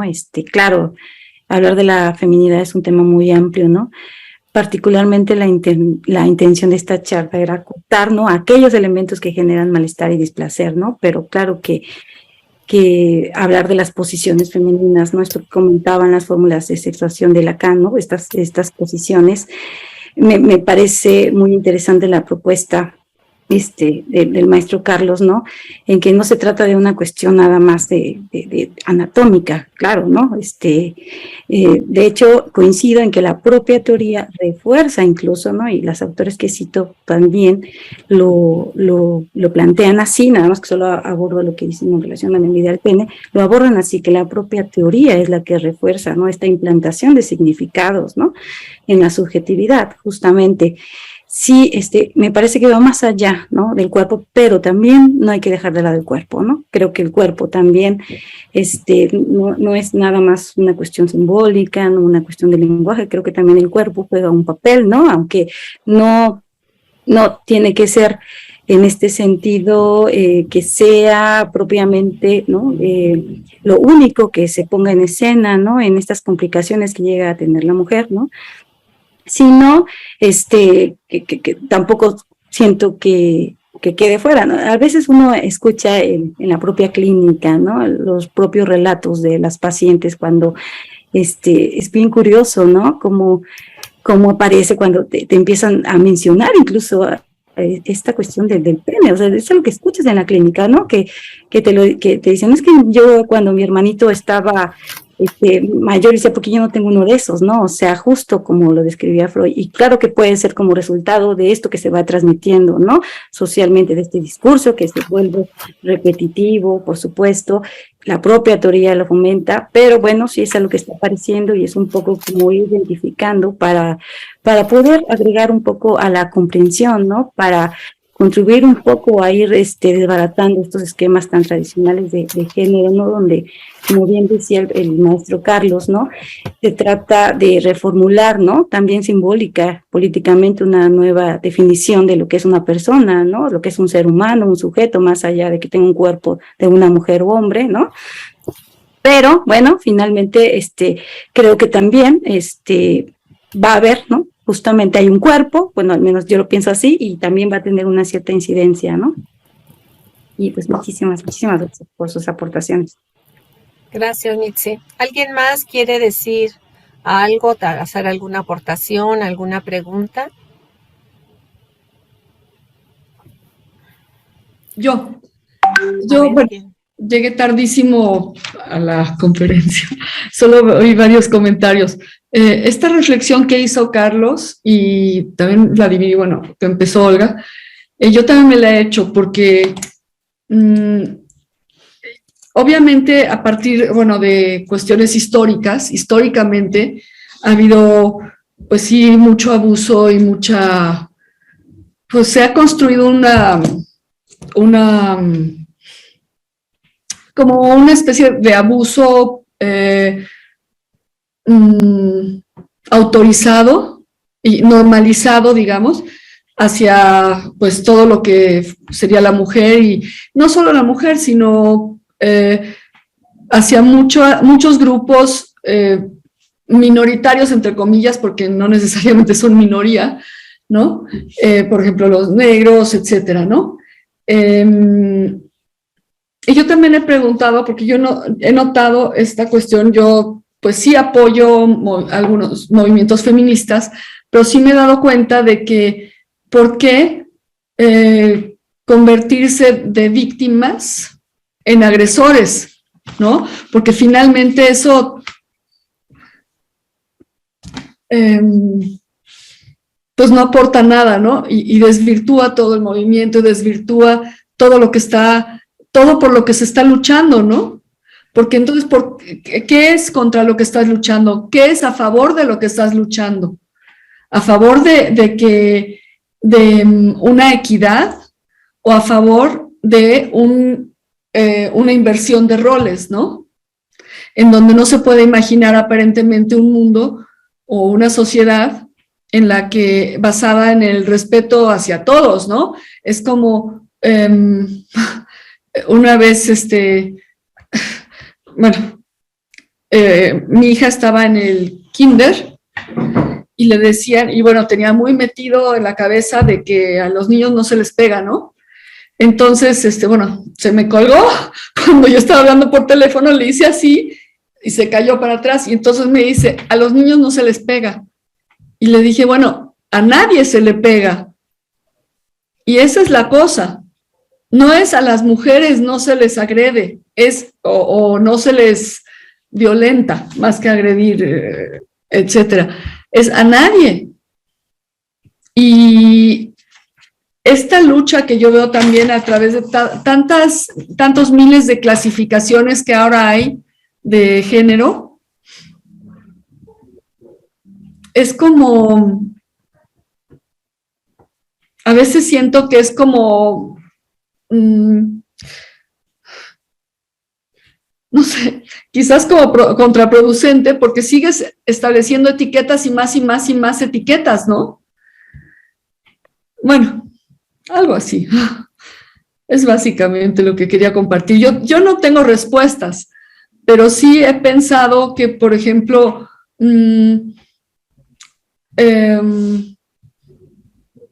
o sea, se le quiere dar voz a las mujeres, y estoy totalmente de acuerdo en que hemos sido silenciadas en muchos sentidos, histórica y socialmente, pero ¿por qué tiene que ser a través del silenciamiento de los hombres o de esta clasificación de hombres, ¿no?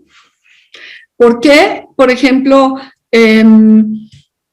está toda esta cuestión de que no puedes, o sea, ellas, el lenguaje inclusivo, todo esto, pero por ejemplo, en la marcha feminista, de repente, tú no puedes porque tú eres hombre, tú no puedes marchar, vete, ¿no? Ese tipo de cosas. Gracias, Rosalena. Ya estamos casi por terminar. Nit, si quieres decir algo antes de finalizar. Bueno, muchas gracias, Rosa. Justamente, gracias por tu comentario, porque justamente algo de lo que un poco planteaba yo en no ahorita, ¿no? Sino en un trabajo, es justamente este odio hacia el hombre, ¿no? ¿Por qué? Como que se les culpa, ¿no? En este sentido, y entonces el malo termina siendo el hombre, ¿no? Y era justamente el reflexionar y el pensar, ¿no? Que la problemática es más compleja, ¿no? Más compleja. Y hace un rato decía Vladimir, uno tiene miedo de decir, ¿no? A veces porque se podría, sí ocurre, ¿no? Por eso también yo inicié mi exposición comentando que para los hombres justamente es difícil, ¿no? Sostener la masculinidad hoy en día, no ya solamente eso tradicional de sostener los valores tradicionales de la masculinidad, sino también su posición, ¿no? Frente a las relaciones, ¿no? Con el otro sexo. Justamente porque a veces, ¿no? Bueno, al menos a mí me gusta mucho poner de ejemplo la clínica, ¿no? Las propias mujeres cuando han sido víctimas de acoso, ¿no? Pues claro, hay una marca, ¿no? Queda una marca, una huella psíquica, y de repente ya eso lo hacen extensivo a la mayoría de los hombres, y yo les he dicho, bueno, es que no todos los hombres son perversos, ¿no? O sea, no todos los hombres, ¿no? Cuando de repente se toparon con una cuestión de abuso, ¿no? No quiere decir que entonces todos los hombres vayan a manifestar esa situación, y es algo que se está jugando, ¿no? En estos movimientos, y es algo que se pone. No me parece que hay muchos tipos de movimientos feministas, ¿no? Me parece que hay unos que son un poco extremos, hay otros que, la verdad, y al final de cuentas es muy valioso, ¿no? Muy valioso los movimientos feministas, porque justamente ha contribuido a disminuir y a que las mujeres puedan alzar la voz, ¿no? Porque justamente la posición en la que estaban eran bastante desfavorable, pero lo que mencionábamos ahorita, a veces se puede caer en una exigencia de cómo ahora tiene que ser una mujer, y subjetivamente todavía, ¿no? Esos cambios estructurales no están, y entonces pues va a generar otro tipo de síntomas, angustia, ¿no? Sobre todo. Bueno, muchas gracias a todos por su participación. Le doy la palabra a Carlos para que nos haga favor de despedir la sesión.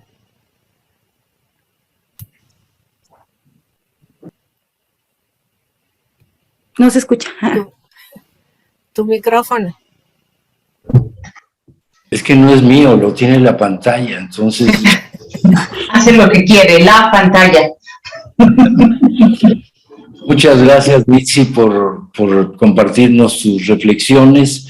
Espero que como tallereando te hayan servido las cosas que hemos podido aportar o no sé, tú la valorarás para tu propio trabajo, y pues agradecerte muchísimo que hayas tenido la consideración de presentarte aquí. A veces yo sé que puede resultar un poco inhibitorio.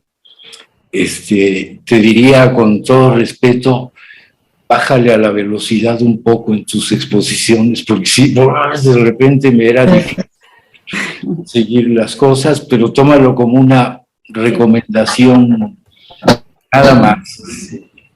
Y bueno. Sí, ya me viene ese comentario muchas veces. Son los nervios, pero por un lado quería como tratar de abarcar lo más que se pudiera, ¿no? Para poder generar una idea más amplia. Y bueno, pues trate, ¿no? Pero bueno, muchísimas gracias, al contrario, ¿no? Yo soy la que se sienta agradecida por la invitación, ¿no? Por este espacio. Y definitivamente todas sus aportaciones, ¿no? Por supuesto, ¿no? Que enriquecen, ¿no? Y pues se trata de seguir investigando y tratando, pues, de sumar un poco más a la comprensión, ¿no? De este tema tan complejo, que vivimos todos los días, ¿no? Decía Freud, ¿no? La primera diferencia, una de las primeras diferencia que hacemos cuando nos encontramos con otro ser humano es si eres hombre o eres mujer, ¿no? Entonces, aunque, ¿no? Haya una combinación siempre, ¿no? Biológica. Aquí todos somos talleristas, así que ni hombres ni mujeres, todos somos talleristas. Es una nueva categoría para estos efectos nada más, y esperemos de verdad, yo me siento verdaderamente enriquecido en cuanto a temas a reflexionar, y espero que de parte de todos nosotros que tú te hayas sentido igual, ¿no? Que hayas sentido que esto te sirvió de algo. Ese es el propósito del taller. Y bueno, a todos los presentes, muchísimas gracias por estar aquí, y nos veremos en la próxima ocasión, que será para mediados del mes de octubre, según, No. Para finales, el 29 de octubre, con Vladimir. Ah, ya, ok. Bueno. Okay. Muchas gracias a todos, muy buenas tardes. Gracias. Esperemos.